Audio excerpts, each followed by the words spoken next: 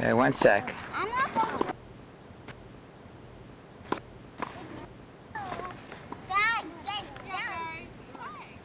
Let me start at the beginning. Start at the beginning. Well, can we start over? Yeah. Okay. I thought you were going to give me more direction than this. No. No? Okay. Well, it's a hard thing to realize that there's things about your personality that's kind of hard to change, that members of your family, you and perhaps your father a little bit, you know, there was constant complaints I was too perky. It was shocking to me that I could feel hatred from you. I mean, even the worst parents are usually loved by their kids. It's just kind of like, it's just kind of human nature to love your mother. She gave you life. And I thought there were times it was very, very hard to absorb the fact that it seemed you really hated me. You know, all kids say they wish their parents were dead. There were times you said it with such conviction. I almost felt like, you know, you could mean it.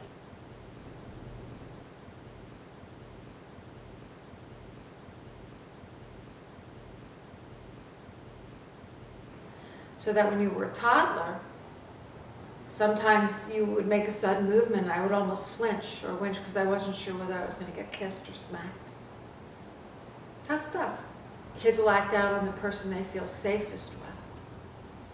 So maybe it was a safe person for you to experiment with whatever anger or rage you were feeling. I'm not sure what that was about. I think Daddy wanted so much for you, so much.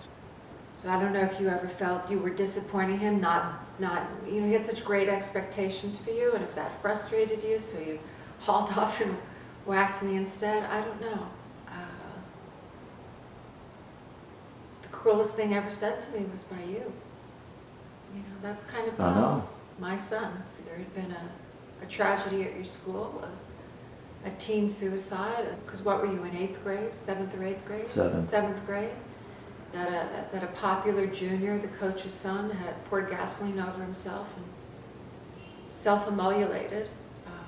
Such a violent way to commit suicide. That had to be scary to get that information. So I think you were frightened, but you came home and there was something else going on, and I forget, your father had told you to come apologize to me.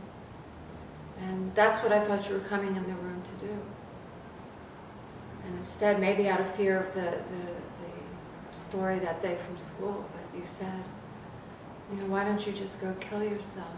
And then you said, oh no, melanoma will take care of it.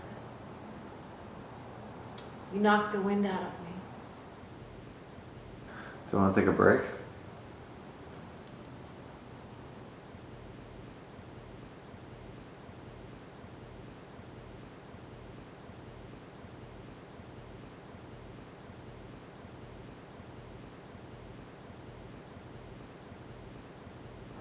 That's what I found so astounding. It's like, I know mothers that are really rotten and their kids loved them. And then there I thought I was really being such a great mom to you. I don't know why you didn't like me. Like I said, we you know, there's no siblings, so there was no, you know, lots of times, you made a good point, kids would take it out on each other. When you were young, you would come home and you'd say, I'm so glad I don't have brothers or sisters. All I do is see them fight, plus I don't have to share you guys. I feel bad for you now that you're an only child. I mean, maybe that's a little bit what this film is about. Sure, there's uncles and cousins. You have no grandparents. You only have one, really. Grandma. She's dead since 2006. So it's really kind of you and me, isn't it?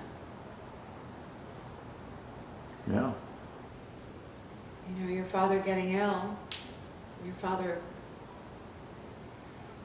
being eaten up alive by cancer in a short period of time in what should have been the best part of your high school, your senior spring, is good reason to be angry. But not at me, just at the circumstances. When I grew up, I had a realization that my My mother was different because her mother had died at 18. And I knew it changed my mother. I knew my mother was different just because she'd grown up without a mother. And then, history repeats itself. My father died of a heart attack when I was 16 years old. And I know that shaped me. I know that made me different. And now, I sit across from you. You're a 22-year-old man. You lost your father at 18. You're going to grow up without a father in your whole adult life. And that will shape you differently. It'll make you different. It'll make you different. Oh, very good, Ben. Get ready. Get ready, Look at that footwork. Look at that racket control. Look at that spin. Look at that tip. Look at that boy go. Here he goes. He's going down. Oh, oh man.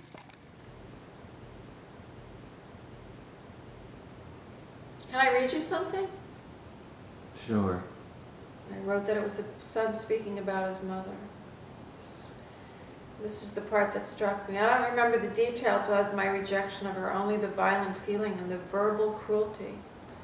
I ordered her to steer clear of me. I tore her apart with a barrage of furious riffs that poured out of my 11-year-old mouth in a sudden, shocking eloquence of meanness. Things were said that were hard-hearted and final. What I most remember was the demonic, driven feeling, and then our retreat from each other for good.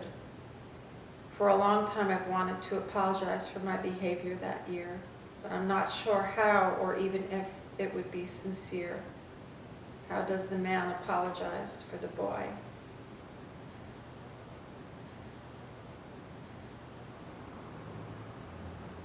One of the sweetest things you said to me, I remember. You were little. We were in the backyard of our house in Long Island, in the garden. Very sweet voice. You said, Mommy, how long have you been working on the garden? I said, since we bought the house. When are you going to be done with the garden? And I sort of said, well, you're never done with the garden. You said, is this going to be my house one day? And I said, might be, probably. And you patted me on the shoulder and you said, don't worry, Mommy.